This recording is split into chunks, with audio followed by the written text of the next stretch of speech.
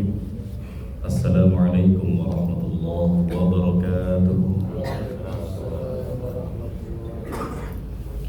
Innal hamdalillah nahmaduhu wa nasta'inuhu wa nastaghfiruh wa nastahdihi wa natubu ilaih wa na'udzu billahi min shururi anfusina wa sayyiati a'malina. May yahdihillahu fala mudilla lahu wa may yudlil fala hadiya lahu. Wa ashhadu an la ilaha illallah wahdahu la syarika lahu wa ashhadu anna Muhammadan 'abduhu wa rasuluh sallallahu alaihi wa ala alihi wa sahbihi wa man sara ala nahjihi wa qafa bi atharihi ila yaumiddin. Amma ba'd. Ma'asyiral muslimin wal muslimat, para jamaah salat zuhur dan majelis ta'lim Masjid Baitul Bahri yang semoga senantiasa diberikan rahmat, keberkahan serta penjagaan oleh Allah Subhanahu wa taala. Alhamdulillah, kita bersyukur kepada Allah Subhanahu wa taala yang telah melimpahkan kepada kita di siang hari yang insyaallah berbarokah ini kenikmatan terbesar di antaranya adalah nikmat Islam, nikmat iman, dan nikmat kemudahan untuk selalu tegar dan istiqamah di atas ketaatan kepada Allah Subhanahu wa taala. Tidak pernah bosan kita berdoa dan berharap kepada Allah Subhanahu wa taala sebagaimana Allah Subhanahu wa taala telah menghidupkan kita semua di atas Islam. Semoga Allah Subhanahu wa taala juga kelak mewafatkan kita semua di atas Islam, dan semoga seluruh ketaatan yang kita kerjakan diterima oleh Allah Subhanahu wa taala dan Allah jadikan sebagai pemberat timbangan pada hari kiamat kelak. Salawat dan salam semoga senantiasa tercurahkan kepada Rasul kita, panutan terbesar kita, suri tauladan terbaik kita, Muhammad ibn Abdullah al-Qurashi al-Hashimi sallallahu alaihi wasallam, beserta seluruh keluarga besar beliau, para sahabat-sahabat beliau radhiyallahu anhum ajma'in, dan orang-orang yang mengikuti beliau dengan baik hingga hari kiamat. Jemaah sekalian rahimani wa rahimakumullah, izinkan kami kembali menyampaikan di siang hari yang berbarokah ini faedah-faedah yang kami kutip dari kitab Al-Jannatu wan Nar karya Profesor Dr. Umar Sulaiman Al-Ashqar hafizahullah. Di mana ma'asyiral muslimin, kita memasuki pembahasan masih seputar pembicaraan tentang surga, sebuah negeri yang penuh dengan kenikmatan, impian setiap muslim, dan kita masuk kepada pembahasan ad-du'afa aktsaru ahlil jannah. Orang-orang yang lemah merupakan mayoritas calon-calon penghuni surga. Yang mana jemaah sekalian rahimani wa rahimakumullah, setelah kita menyampaikan tentang amalan-amalan yang dapat memasukkan seorang muslim atau orang yang beriman ke dalam surganya Allah Azza wa Jalla, kita akan berbicara tentang kriteria orang-orang yang akan menjadi calon-calon penghuni surga. Di antaranya adalah ad-du'afa, orang-orang lemah. Dalam salah satu istilah yang dibahasakan langsung oleh Rasulullah sallallahu alaihi wasallam adalah al-fuqara, orang-orang fakir, orang-orang yang Allah berikan ujian pada finansial atau kondisi ekonomi mereka. Jemaah sekalian rahimani wa rahimakumullah, meskipun maksud daripada orang-orang lemah, orang-orang fakir atau orang-orang miskin yang menjadi mayoritas calon penghuni surga bukan berarti kemiskinan secara umum, melainkan kemiskinan yang sifatnya muqayyad, diiringkan atau terikat dengan keimanan. Karena kalau sekiranya kemiskinan yang dimaksud adalah kemiskinan yang mutlak, maka faktanya jemaah sekalian, banyak di antara hamba-hamba Allah yang Allah berikan ujian kemiskinan namun malah semakin jauh dari Allah Azza wa Jalla, yang disebut dengan ailun mustakbir, orang miskin yang sombong kepada Allah Azza wa Jalla. Jemaah sekalian rahimani wa rahimakumullah, kemiskinan bukanlah perkara yang hina, karena kemiskinan maupun kekayaan kedua-duanya sama-sama ujian dari Allah Azza wa Jalla. Allah Subhanahu wa taala berfirman, "Walanabluwannakum bisyai'im minal khawfi wal ju' wa naqsim minal amwali wal anfusi wath thamarat." Sungguh benar-benar kami akan uji kalian. Sungguh benar-benar pasti kami akan uji kalian dengan sedikit rasa takut, rasa kekhawatiran, dan juga kelaparan. Serta Allah Subhanahu wa taala akan menguji manusia dengan wa naqsin minal amwal, berkurangnya harta, yakni ujian pada finansial, ekonomi, pekerjaan dan lain-lain. Wal anfus, dan Allah juga akan berikan ujian pada jiwa-jiwa manusia berupa penyakit atau meninggalnya kerabat, sanak saudara dan lain sebagainya, dan juga berkurangnya buah-buahan. Jamaah sekalian rahimani wa rahimakumullah, lalu Allah Subhanahu wa taala menghimbau agar orang-orang yang sedang diberikan ujian-ujian tersebut agar mereka tetap bersabar agar kelak mendapatkan kabar gembira. Wa basyiris sabirin, dan berikanlah kabar gembira kepada orang-orang yang bersabar. Alladzina idza asabathum musibah qalu inna lillahi wa inna ilaihi raji'un. Siapa orang-orang yang mendapatkan kabar gembira dari Allah Azza wa Jalla, yaitu para penyabar yang apabila tertimpa musibah mereka tidak berkeluh kesah, menyalahkan Allah, menyalahkan takdir, berandai-andai dan lain sebagainya, namun mereka mengatakan inna lillah, sesungguhnya kami adalah milik Allah, wa inna ilaihi raji'un, dan kepada Allah lah kami akan kembali. Dan mereka itulah, kata Allah, yang akan mendapatkan petunjuk dari Allah Azza wa Jalla dan mendapatkan sholawat serta rahmah yang maknanya kasih sayang dan ampunan dari Allah Azza wa Jalla. Ketahuilah ma'asyiral muslimin, kemiskinan atau kekurangan pada finansial dan ekonomi bukan merupakan bentuk penghinaan dari Allah kepada para hamba, sebagaimana kekayaan, kekuasaan bukan identik menunjukkan Allah sayang kepada hambanya, karena kedua-duanya sama-sama ujian. Ma'asyiral muslimin, para jemaah rahimani wa rahimakumullah, Rasulullah sallallahu alaihi wasallam mengabarkan dalam banyak hadisnya. Di antaranya kita baca keterangan apa yang ditulis oleh Profesor Dr. Umar Sulaiman Al-Ashqar hafizahullah, aktsaru man yudkhilul jannata aktsaru man yadkhulul jannata ad-du'afa'ul ladzina la ya'bahun nas. Kebanyakan orang-orang yang masuk ke dalam surga adalah para du'afa, orang-orang lemah, orang-orang yang dianggap remeh oleh manusia. Walakinnahum 'indallahi 'uzama, akan tetapi mereka agung dan mulia di sisi Allah Azza wa Jalla. Li ikhbatihim li rabbihim, karena ketundukan mereka yang sempurna kepada Allah Azza wa Jalla. Maka kita patut mengapresiasi kepada orang-orang yang Allah berikan ujian pada ekonomi atau finansial mereka, namun tidak mengurangi ketundukan mereka sama sekali kepada Allah Azza wa Jalla. Wa qiyamihim bihaqqil 'ubudiyyati lillah, dan karena mereka senantiasa menegakkan hak peribadatan kepada Allah Azza wa Jalla.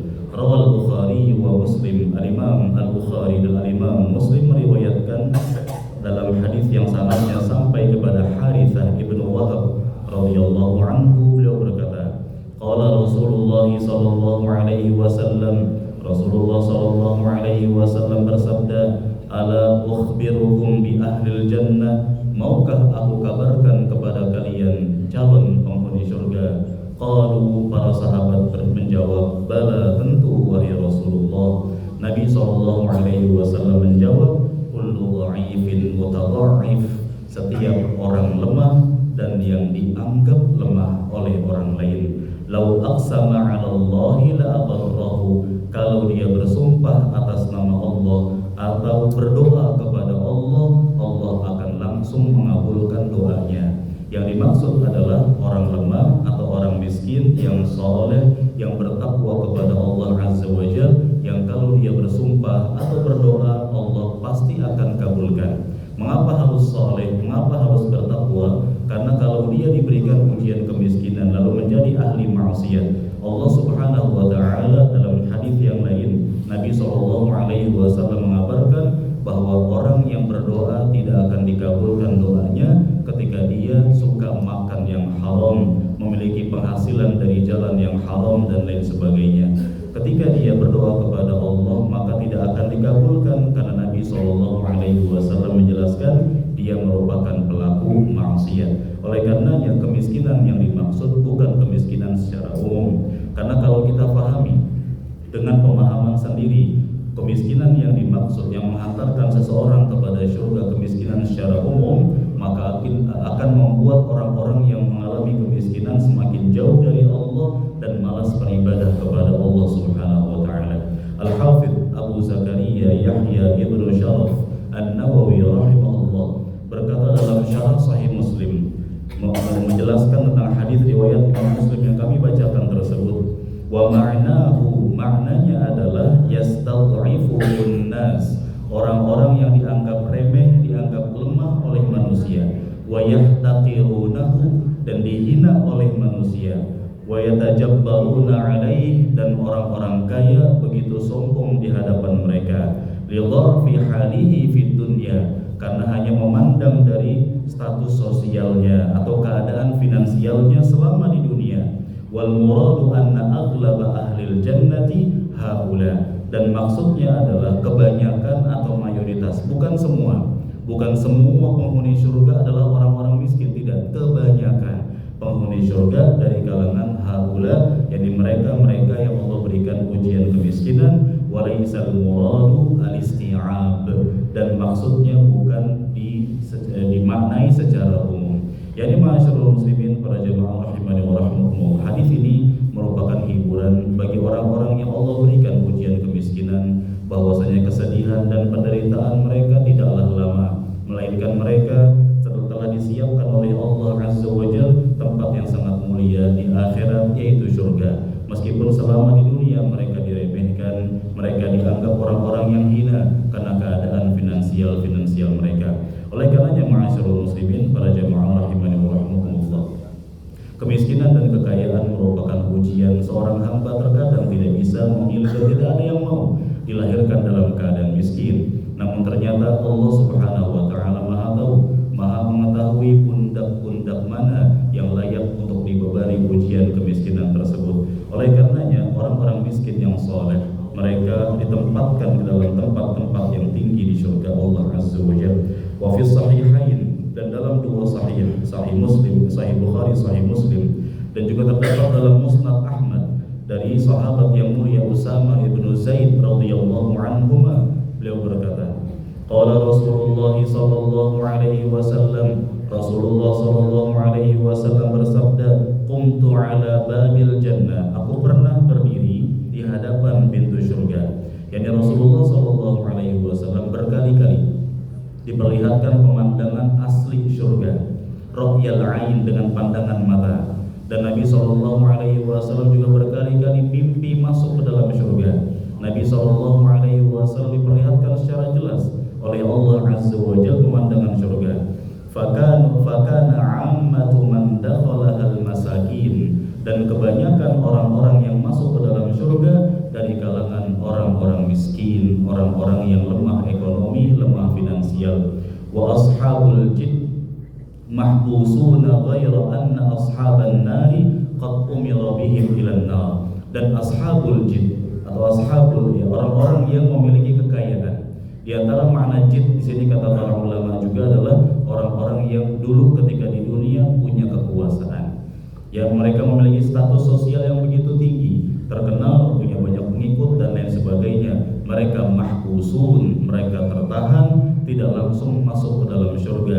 Hanya saja kata Nabi SAW, orang-orang yang dicalonkan masuk ke dalam neraka telah diperintahkan untuk masuk ke dalam neraka. Maksudnya adalah orang-orang soleh terbagi dua, ada yang kaya, ada yang miskin. Yang miskin masuk surga duluan, sedangkan yang kaya tertahan. Ditahan bukan untuk dicalonkan masuk neraka, melainkan orang-orang kaya yang soleh tertahan karena akan dihisab, diperhitungkan semua harta-harta yang Allah titipkan kepada mereka selama di dunia dibelanjakan untuk apa. Dalam sebuah riwayat yang tidak terdapat dalam kitab ini, Nabi SAW juga mengabarkan bahwasanya yadkhulu fuqara'ul muslimin al-jannah qabla aghniyaihim bi nisfi yawm.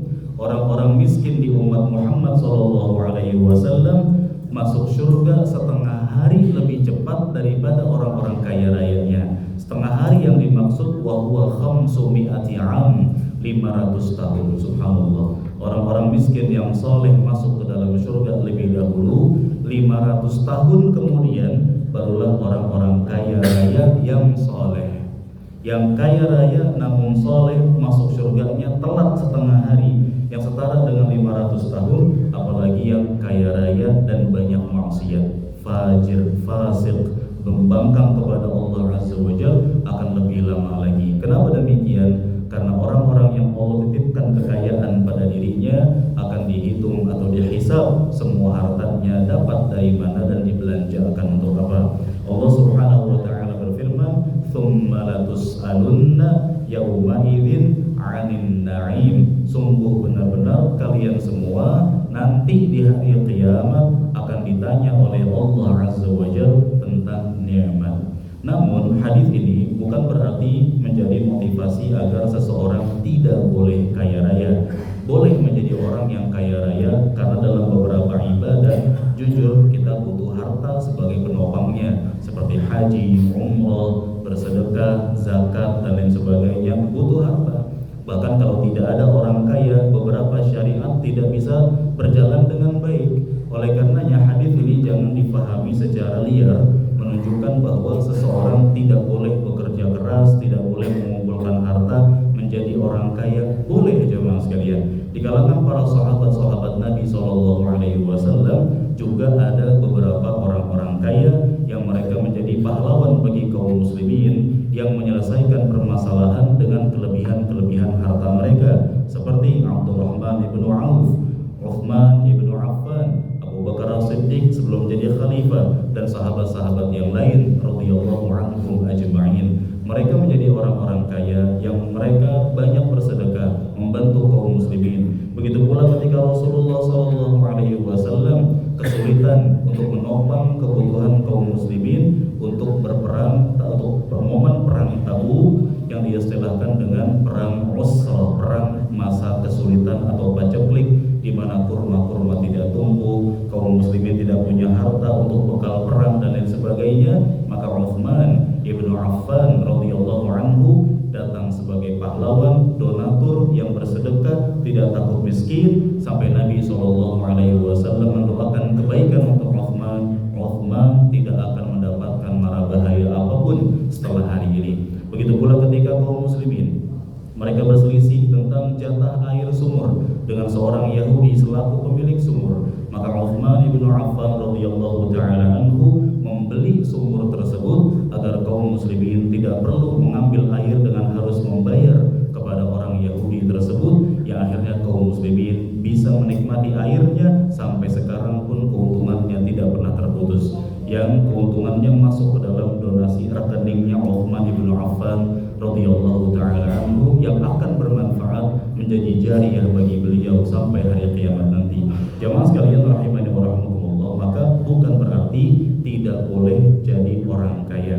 Boleh jadi orang kaya, namun jadilah orang kaya yang soleh, yang bertakwa kepada Allah, yang semangat membantu orang lain, semangat untuk menopang kebutuhan kaum muslimin, wabil khusus orang-orang yang ada di bawah atau ada hubungan rahim dengan kita, seperti orang tua, saudara kandung, kerabat terdekat, kerabat jauh, dan kaum muslimin secara umum. Jamaah sekalian rahimani wa rahmatullah, juga terdapat dalam sahihain, dua sahih, sahih Bukhari, sahih Muslim, dari sahabat yang mulia Abdullah ibnu Abbas radhiyallahu taala anhuma, beliau berkata, qala Rasulullah sallallahu alaihi wasallam, Rasulullah sallallahu alaihi wasallam bersabda, "Ittala'tu fil jannah," aku menelaah ke surga, "Fara'aitu aktsara ahliha al-fuqara," aku mendapati kebanyakan penduduk surga, mayoritas penduduk surga adalah orang-orang fakir, orang-orang miskin. "Wattala'tu fin nar," lalu aku menelaah neraka, diperlihatkan pemandangan neraka dengan jelas sekali. "Fara'aitu aktsara ahliha nisa," aku mendapati mayoritas penduduk neraka adalah dari kalangan perempuan. Lalu para sahabat bertanya, kenapa para perempuan banyak menjadi calon-calon penghuni neraka? Kata Nabi SAW, yakfurna, karena mereka suka ingkar. Yakfurna billah, kata para sahabat, apakah karena mereka ingkar kepada Allah? Kata Nabi SAW, yakfurna al-ashir, para perempuan, para istri wabil khusus, mereka suka ingkar kepada kebaikan suami-suami mereka. Ketika engkau wahai suami, kata Nabi SAW, berbuat kebaikan kepada istrimu setahun lamanya, lalu engkau berbuat kesalahan sekali saja, maka istrimu akan mengatakan, aku tidak pernah mendapati kebaikan apapun pada dirimu. Maka perempuan-perempuan muslimah hendaknya mereka bertakwa kepada Allah, hendaknya mereka bersyukur kepada Allah dan berterima kasih kepada jasa-jasa suaminya, mendoakan kebaikan para suaminya dan tidak kufur nikmat, karena itu merupakan salah satu di antara penyebab mereka jadi calon-calon penghuni neraka. Padahal para perempuan mereka bisa masuk ke dalam surga dengan mudah. Nabi SAW mengabarkan, idza shallatil mar'atu khamsaha, apabila seorang perempuan menjaga sholat 5 waktu, wa shamat syahraha, dan mengerjakan puasa di bulan Ramadan, wa ata'at ba'laha, mentaati suaminya dalam hal-hal yang ma'ruf, yang baik, wa hafizat farjaha, dan menjaga kemaluannya, kehormatannya, tidak terjatuh ke dalam perzinahan maupun wasilah-wasilah menuju itu, maka qila laha, dikatakan kepada perempuan tersebut, udkhulil jannah min ayyi abwabiha syi'ti, masuklah kamu ke dalam surga dari pintu mana saja yang kamu inginkan.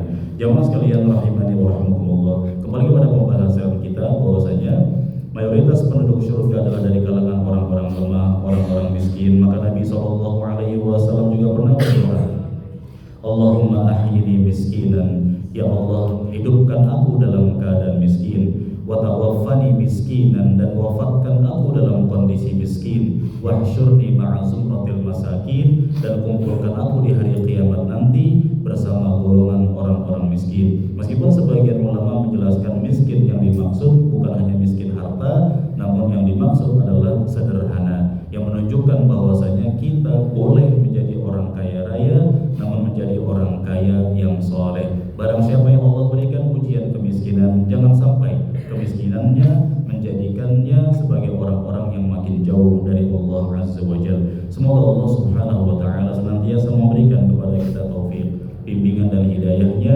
agar kita menjadi hamba-hamba yang selalu semangat di atas ketaatan kepada Allah Azza wa Jalla dan istiqomah di atasnya sampai kita meninggal dunia. Dan semoga seluruh ketaatan yang kita kerjakan Allah Subhanahu wa Ta'ala jadikan sebagai perantara yang menghantarkan kita kepada surganya Allah dengan proses yang mudah tanpa hambatan. Kami luangkan waktu sebelum kami tutup untuk para jamaah yang mau bertanya ataupun yang bisa menjawab pertanyaan kami. Ada hadiah yang sudah disediakan oleh panitia. Silakan, mungkin ada yang mau tanya dulu. Boleh kalau ada. Kalau tidak ada, kami yang melontarkan pertanyaan. Silakan.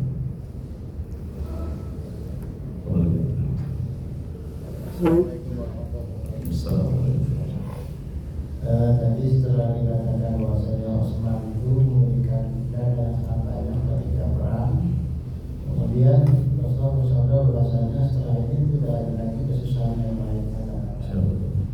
Yang kami katakan adalah yang dimaksud tidak akan datang kesusahan itu apa? Padahal akhir dari ayat Utsman itu kan terbunuh. Yang mana hadiah? Mana sama ya? Baik. Jadi Utsman bin Affan didoakan oleh Nabi SAW setelah sedekah bertubi-tubi, beliau tidak akan tertimpa mara bahaya. Jadi mara bahaya mobil khusus di alam kubur maupun di hari kiamat. Adapun di dunia memang semua, bahkan semakin tinggi keimanan seseorang akan semakin tinggi tingkat atau level ujiannya.